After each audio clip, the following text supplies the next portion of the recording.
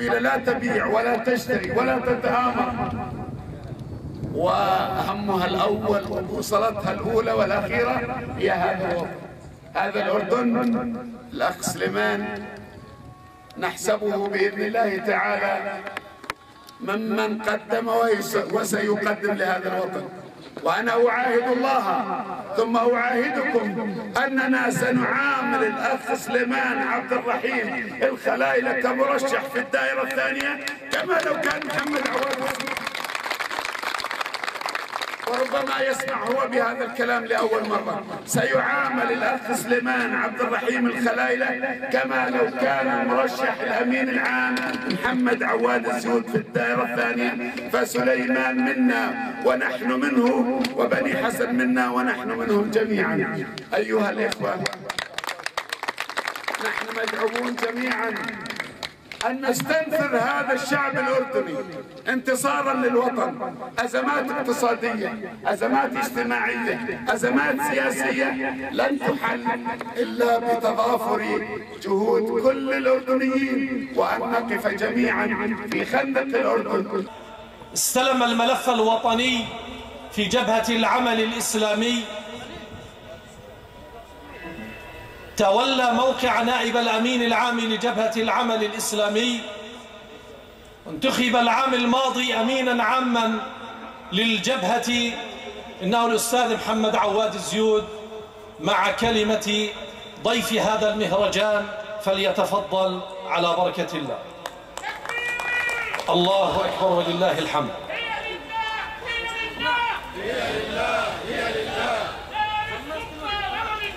لا للسلطة ولا للجاه. الله أكبر. أيها الإخوة والأخوات، الصلاة إن شاء الله بعد المهرجان مباشرة بإذن الله. تفضل سيدي.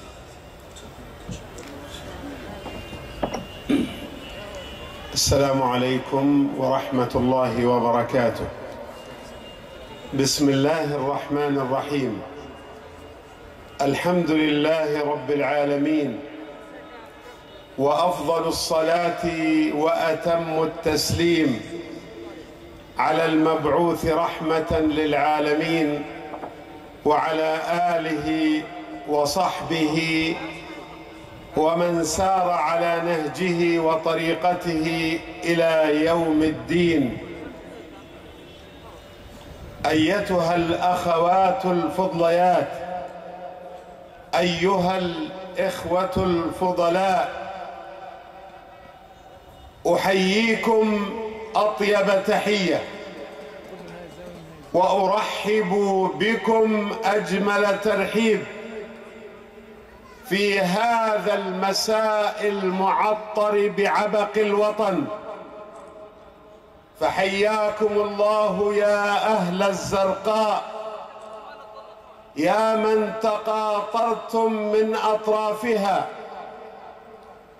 وجئتم لحضور افتتاح وإشهار هذا الموسم الانتخابي، وإشهار كتلتي إصلاح للانتخابات النيابية عن الدائرة الأولى والدائرة الثانية في محافظة الزرقاء.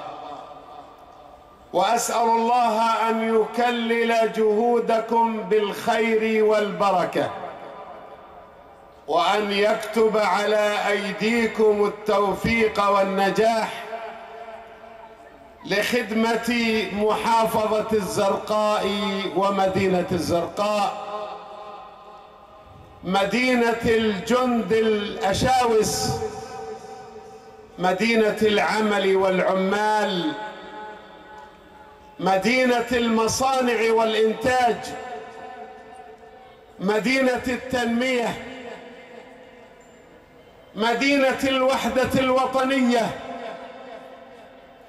المدينة التي أهدت الوطن رموزاً، ولكن حسابات المسؤولين في هذا الوطن لم تنصفها على الإطلاق.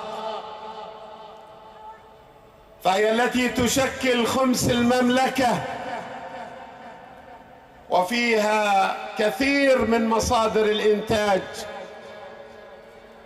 أيها الإخوة، أنقل إليكم تحيات إخواني في المكتب التنفيذي لحزب جبهة العمل الإسلامي الذين يتمنون لكم الفوز بإذن الله تعالى. وقد تعلمون جميعا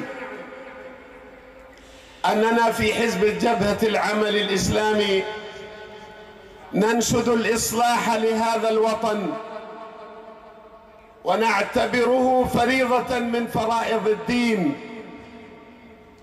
وقدمنا في سبيل الأردن الكثير، وهذا الأمر لا نحمد عليه، فهو أقل الواجب بحق أهلنا ومواطننا وبلدنا الذي نفخر بالانتماء إليه. ولم نتوانى في يوم من الأيام عن تقديم النصح والمطالبة بإصلاح أوضاع البلاد، والمطالبة بقانون انتخاب عصري يعيد الكرامة لمؤسسة مجلس النواب، ويكون خطوة أولية على طريق الإصلاح، ويخلص البلد من أزماته أو يساهم في تخليص البلد من أزماته.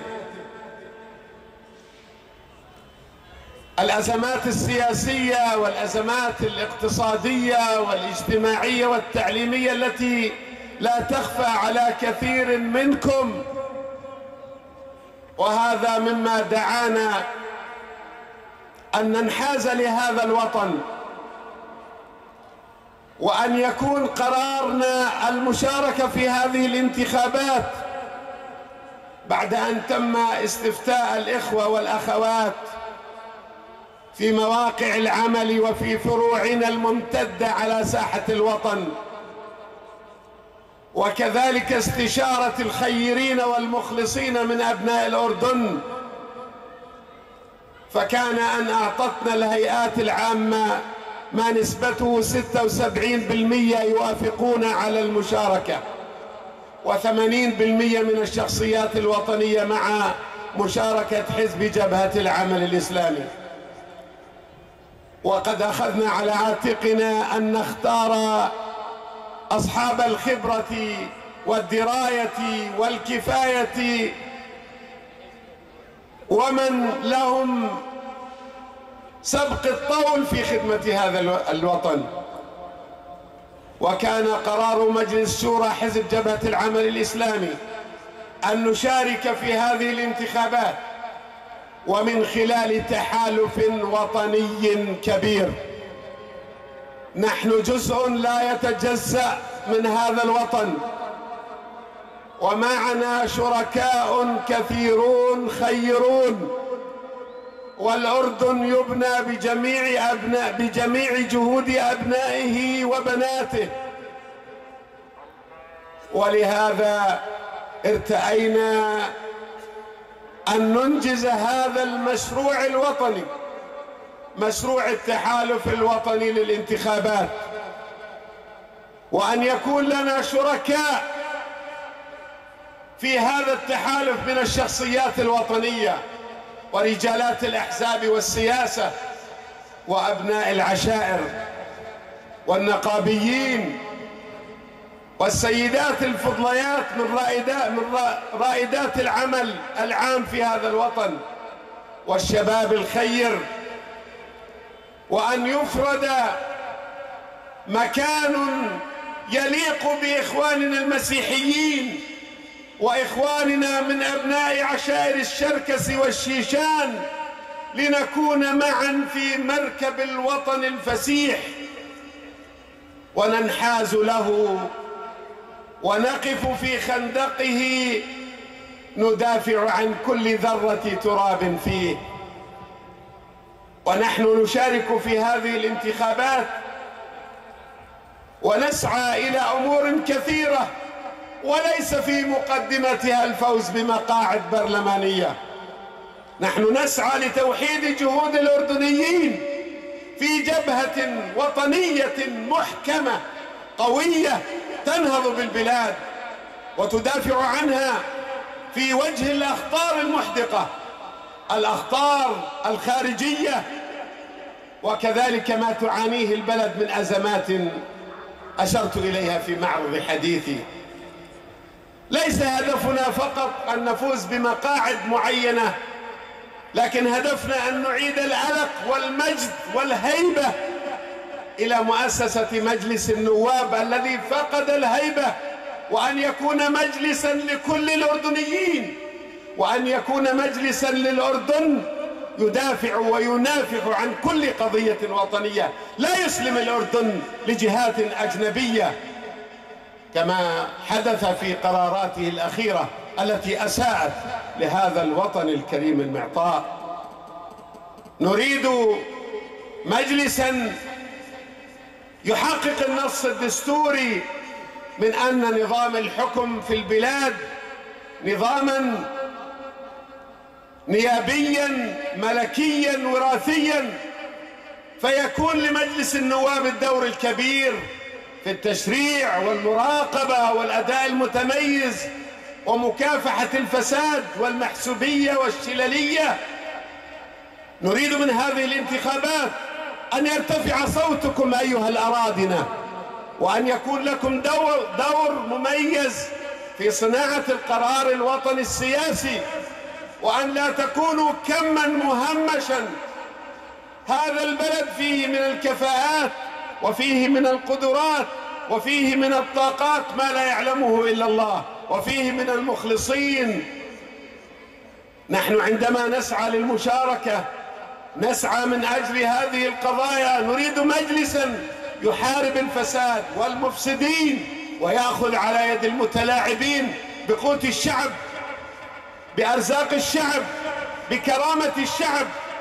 نريد مجلسا يحقق العدالة والتنمية بين مكونات الوطن، بين مدنه ومحافظاته. نريد مجلسا يخرج هذا البلد من أزماته الأخلاقية التي تم التآمر عليها بليل، وأنتم تتابعون ما يجري هنا وهناك من تآمر بعض الفئات على قيمنا وتراثنا وأخلاقنا ومبادئنا وثوابتنا التي ندعو إليها في حالة الإصرار والإعلان. نعم أيها الإخوة، ولهذا تشكلت في هذا التحالف الوطني أمثال هذه اللوحات الفنية الرائعة التي نهديها للوطن، فالوطن يستحق منا أن نضحي من أجله الكثير الكثير. اخترنا الكفاءات، اخترنا من الزعامات، اخترنا من أصحاب الكفاءات. فهذه القوائم 20 التي تم إشهارها قبل يومين في مؤتمر صحفي انتشرت على مساحة هذا الوطن الحبيب، وهم من خيرة شباب وشابات ونشامة ونشميات هذا الوطن. لن يخذلوكم بإذن الله، لن يقفوا إلا في خندق الوطن. هذه الكفاءات العلمية والكفاءات المهنية والنسوية. نحن نريد للمرأة أن تأخذ دورها الحقيقي وأن تشارك في صناعة قرارات الوطن، ولا تكون كما مهمشا. وقد أخذنا على عاتقنا في حزب جبهة العمل الإسلامي أن نقدم من أخواتنا صاحبات التجربة والكفاءة، وعلى رأسهن شيخة البرلمانيات الأخت الدكتورة حياة المسيمي. أيها الإخوة، لا أريد أن أطيل عليكم، وقد أعطيت إنذارا أوليا، وأخشى أن تتطور الأمور إلى إنذارات أخرى، وأنتم تعلمون أن عاقبة ذلك بعد ذلك الفصل. حتى لا نفصل من موقعنا، أنا أقول لإخواني وأخواتي: نحن نريدكم أن تكونوا يدا واحدة مع كتلتي إصلاح في الزرقاء. وقد جربتم أصحاب هذه المبادئ وأن لا نميز بين إخواننا وأخواتنا.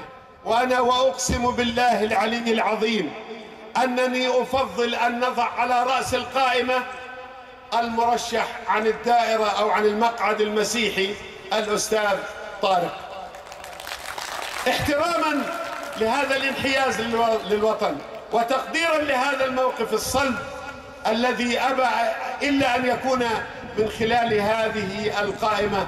وفقكم الله جميعا يا أهل الزرقاء، وأسأل الله أن نجتمع مرة أخرى أضعاف أضعاف هذا العدد وأضعاف أضعاف هذه المساحات. وقد ترجمتم أقوالكم وقد ترجمتم أعمالكم وقد وضعتم في صناديق مرشحي التحالف أفضل ما لديكم من شهادة، وهي أصواتكم. والحمد لله رب العالمين، والسلام عليكم ورحمة الله وبركاته.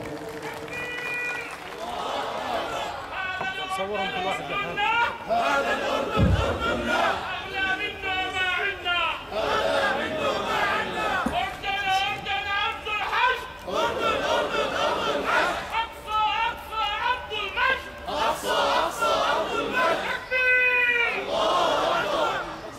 الله أكبر الله أكبر الله أكبر. السعادة والفرح والأنشودة حاضران في هذا المشهد.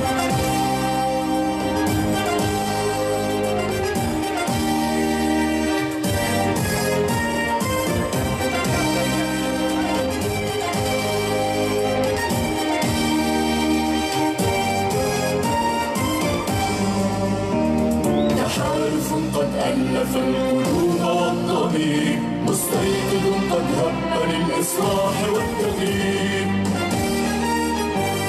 تحالف قد ألف القلوب والضمير، مستيقظ قد هب للإصلاح والتغيير.